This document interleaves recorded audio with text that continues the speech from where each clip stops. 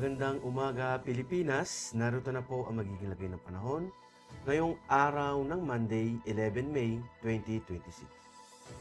Base po sa ating synoptic situation, si Tropical Depression Aloy ay huling namataan kanina alas 4 sa layo ng 530 kilometers east ng Giwan, Eastern Samar.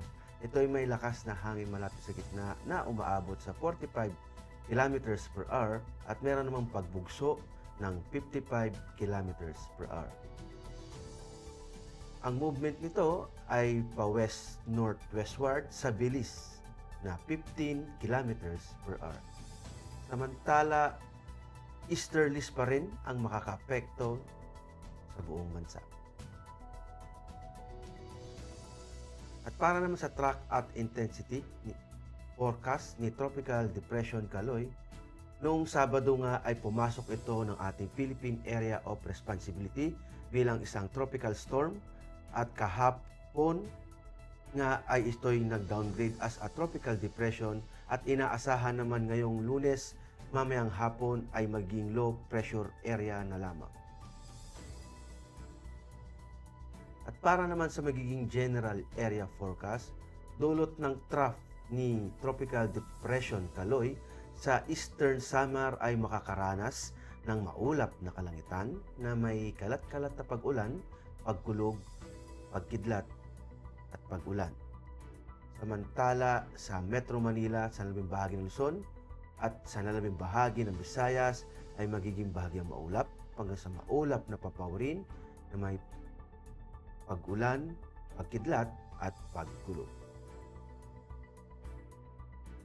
Sa Mindanao, sa Dinagat Island ay magiging maulap na kalangitan na may kalat-kalat na pag-ulan, pagkulog at pagkidlat, dulot yan nung trough ni Tropical Depression Kaloy. At sa nalabing bahagi ng Mindanao ay maging bahagyang maulap hanggang sa maulap na papawirin na may pulo-pulong pag-ulan, pagkidlat at pagkulog, dulot naman ng easterlies.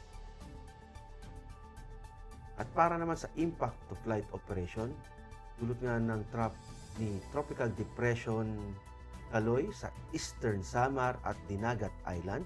Ang main hazard ay yung converging of moist air causing widespread cloudiness at ng pag-ulan. Ang impact nito sa Rotary, reduced visibility and light moderate turbulence may restrict low-level operations. Sa fixed wing naman, expect IFR condition during approach and descent. Turbulence and rain may cause delays.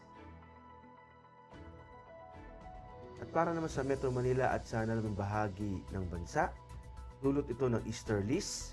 Ang main hazard nito ay warm and air humid from the Pacific na nag-enhance ng mga convective activities. Ang impact nito sa Rotary ay localized thunderstorms and light turbulence may briefly affect the operations, especially inland in the afternoon. Sa fixed wing naman, generally fair with possible isolated CBs causing short-term delays or turbulence. At para naman sa astronomical information, ang araw ay sumikat kaninang 0530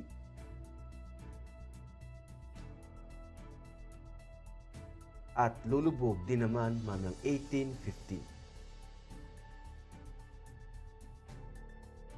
Sa moon illumination, meron tayong 34%.